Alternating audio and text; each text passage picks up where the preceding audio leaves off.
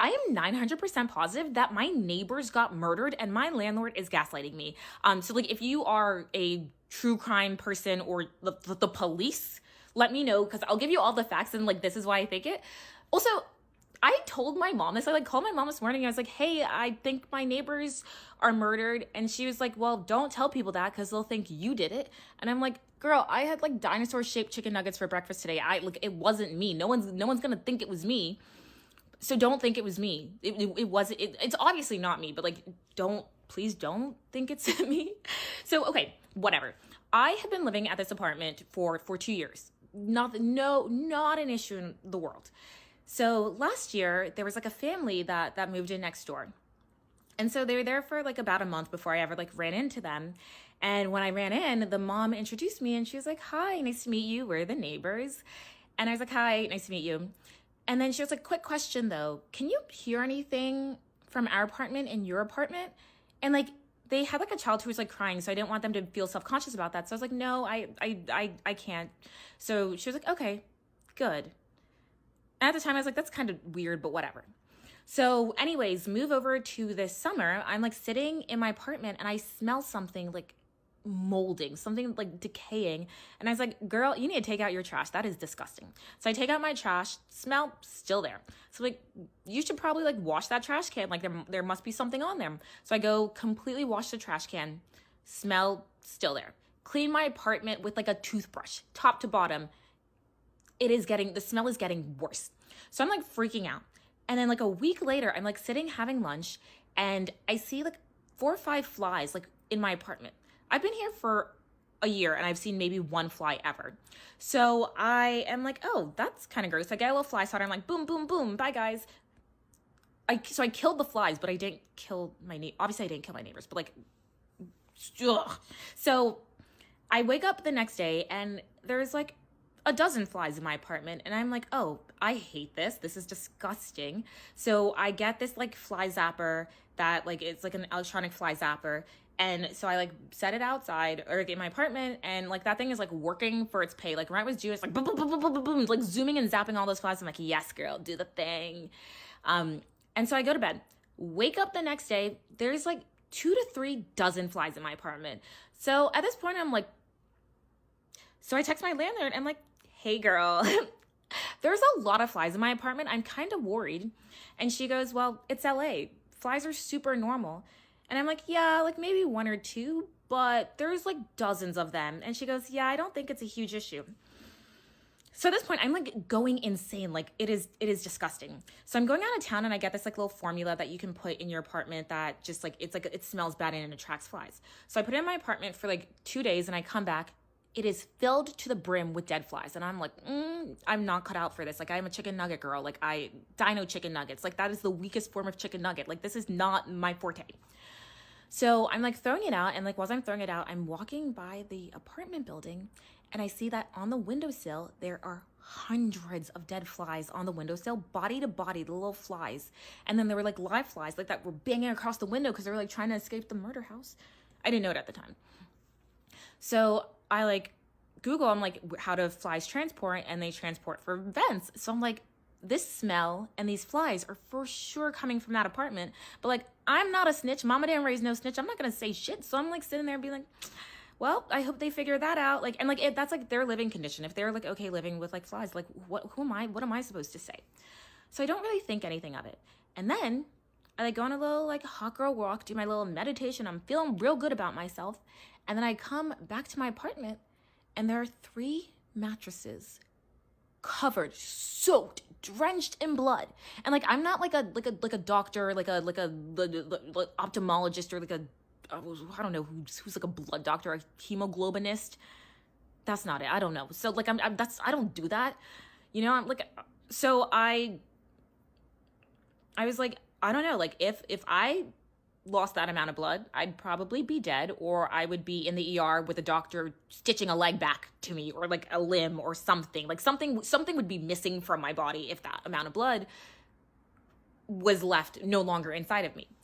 So I text my landlord again, and I'm like, hey girl, it's me again. So sorry for being super annoying. But is everything okay with the building? There's 3 mattresses covered in blood outside and I'm a little concerned. And she goes, oh yeah, we're just cleaning out a vacant unit.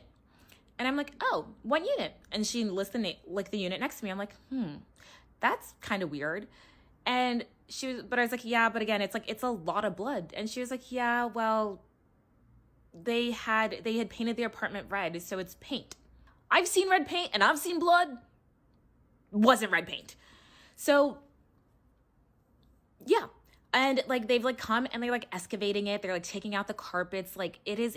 And like the thing too is like I don't know what to do at this point. Like there's not a crime scene. I like was like, oh, maybe like let me report it. My mom's like freaking me out, being like, they'll think you murdered them, but I like obviously didn't because I like I don't know. I like put dino chicken nuggets in an air fryer. That's not what murderers do. Like it's not me. I didn't do it. Like, but like something happened and like they ran away. So like no one's seen them. They just like stopped paying rent. And then the landlord I think came to like check in on them because they hadn't paid rent and there was no one there. So I don't know what happened. I never saw them. I don't know. But yeah, if you're like the police, a true crime expert, or just you want to solve a murder, or if there's like something like reassuring that I'm not thinking about, that's like something like maybe cute and wholesome, that would also be like really nice to hear. Because I am losing my mind. So there may have been a murderer living in my New York City apartment. So this is my story time. Okay, I literally have a whole list of notes in front of me to make sure that I don't forget details. So me and my roommates, like a year and a half ago, were sitting on our couch and all of a sudden hear like literally a bloody murder scream, like sounded like someone was being murdered. So immediately we're like, oh my God, let's call the police because something's happening. So we call 911 and they come, and because we don't know exactly what apartment unit number the sound is coming from, they say that they can't do anything. And I was like, you can't go door to door. And they were like, no, sorry, there's really nothing we can do. If it happens again, try to figure out what apartment number it's coming from. So I was like, okay, so that's not helpful at all. So throughout the week, like we start hearing screaming all of the time, and we call the police multiple times. I know that other people in the building are calling the police because they'll show up at our building when we weren't the ones who called.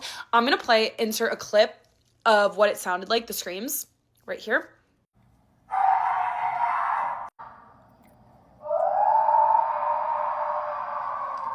So in that first semester that it started happening, we called the police at least, I would say 10 times. And then so obviously like I started calling the super and emailing like higher up people who own our building, and they were like, unfortunately, there's really nothing we can do. You can't just like evict people in New York City. You need a case. So like send us videos with timestamps of what's going on. So I start taking videos all the time, which it starts to be like literally every single day. It would just be like, oh, he's screaming again, or oh, someone's screaming bloody murder again. So I just started collecting a bunch of videos. So I had like a whole album of stuff that I would send to them so that they could send it to their lawyers to create a case. So I go to NYU, so I'm in a New York City, just regular apartment, but there are other NYU girls, or were other NYU girls in my building who happened to share one of the walls with them, with the man who was screaming. And they said that in like the middle of the night, like he'll be pounding on things. It'll sound like he's hammering things. He'll be screaming. He'll be yelling. He'll be kicking things, punching things, throwing things, breaking things. Like they've called the police multiple times. So other people in our building are obviously noticing it. People start talking, like when we're in the halls, like trying to figure out what's going on and what we can do. So one day in particular, it gets really bad. And I actually don't know, like, I don't remember exactly what happened, but I remember it being really bad to the point where we were like, okay, it had been going on for so long where we like weren't calling the police because we had called the police so many times and there was nothing they could do, that we were like, okay, we're calling the police right now because this is really bad. And they were like, okay, we've gotten other reports. We're sending people. So they send like EMTs, fire department, and police, because we were like, let's do you should do a wellness check. So knock down the door. So for reference, our apartment building is like, the walls are like paper thin. So like if I'm sitting on my couch, I can hear the front door downstairs open, and I can also hear people walking in and out of their units, specifically like if they're on our floor. And the guy was, of course, on our floor. So I heard him come home, get into his apartment, and he did not leave because there's only one door to leave your apartment. So I knew he was in his apartment and he was screaming bloody murder. So multiple people in the building call. So then now into the story, the police come. So they start knocking on his door and he's not answering. And they're like, guys, like he's not home. There's like nothing we can really do. And I was and they're like, okay, we're going to knock down the door. So they got the fire department to come and knock down the door. When they do, the first thing that the firefighter says is, oh my God, it looks like a sex dungeon in here. So that's never a good sign. So they walk around his entire apartment and he is nowhere to be found because he escaped through his fire escape, through the courtyard, and out through the front door of our building. So the second that they open the door, we're all kind of like standing with our heads peeking out of our window, obviously, like, or out of our door, like, obviously want to know what's going on.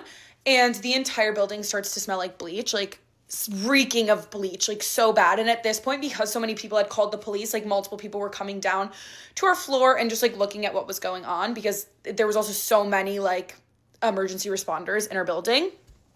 So they said that we didn't obviously look inside of his apartment, but they said that his whole apartment was covered in blue tarps and cleaning supplies. And I believe that I have a photo of from downstairs seeing that his window was covered in blue tarps. So if I have it, I will insert it here. So his whole apartment was covered in blue tarps and cleaning supplies. There's blue tarps hanging from the ceiling, blue tarps covering all of the surfaces, bleach, whatever. So we're obviously freaking out because we're also like, where did he go? Like, he was obviously here.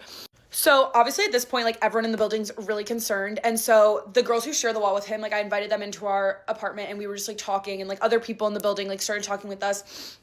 And the people who live directly above him were like, we've been calling the police obviously for like the screaming sounds, but also because our whole apartment has been smelling like bleach. So we were just really concerned, and like they had been calling the super or whatever because the bleach scent was like going through the vents. So eventually the police are like, sorry guys, he's not here. We have to leave. There's nothing we can do once again. So they leave and we're all still like talking in the lobby. And as we're talking in the lobby, the guy whose apartment it is like comes sprinting up the stairs, runs into his apartment and locks the door. So we're all like, oh my gosh. So we call 911 again. I called them and was like, hi, just want you to know that you guys just left. But the guy returned back to his apartment, re-explained the whole situation. Takes them 45 minutes, but they eventually come back and they take him away into the ambulance, whatever. I don't really know what happened. All I do know is that the girls texted me later that night saying that he returned. Thankfully, this was around my summer break from school, so I went home, and eventually by the time that I came back to school, he was completely moved out and there's new people moved in, so I'm not really sure what happened. So we asked the building for compensation and they tried raising our rent, and we were like, how about you decrease our rent because we literally had a murderer in our building? And they were like, okay, well, we can't do that, but we're going to give you guys $200 gift cards to any place you want. And I was like, okay, that's like not helpful at all, but like, sure, obviously we'll accept. So I go, oh, I'll get a DoorDash gift card. And they were like, actually, we only like supporting small businesses, which like, okay, totally get and understand. And I also love supporting small businesses, but we literally had a man murdering people in our building. We don't know that for sure. We're not exactly 100% sure what happened. But I feel like the least you could do is give me, like, let me choose where this gift card's money is going. And like, oh my God. And so this is so unimportant to the story, but like, yeah, so we don't actually know what happened. And I actually had multiple people in my building text me being like, hey, did you ever get any update? And I was like, I actually have no idea. Those girls moved out. A lot of people in my building did move out because like the situation did go on for like over a year. And it was definitely getting really crazy and really scary. So I really hope that everything was okay. And I really don't know what happened. I think I am going to reach out to the building and just like see if there's any update. I don't know what they're allowed to tell us or what they're not. But it was definitely really scary. And I hope that that guy got the help that he needed. I hope that everyone is safe. A really crazy part of my college experience was coming home to literally screams of bloody murder and agony. Any time of the day. Literally any time of the day. So that was a long-waited story time. Wow, this is really long, so hopefully I can edit it down. But thanks so much for watching. Oh man, that was a good, funny story. I'm not gonna lie, man. I don't know what to say. I think that the guy maybe had some type of disability, or maybe he had like Tourette's or something. He would just scream, or maybe, or maybe he was losing in Madden. Cause when me and my cousin both, when we play Madden, that's how I be screaming, especially when I miss a field goal at the end of the game. You never know. You never know what people got going on in their house, man. But I'm happy that we able to look out for each other. Man, these videos silly as hell. So what was the whole purpose of this? The whole purpose of this was to manage your business, because a lot of times you don't know what's going on in people's house. Maybe they painting, or maybe they playing Madden. But either way, it's your boy Schoolie. If you new here, make sure you subscribe. Until we meet again, my friend. I'm out. Oh shit.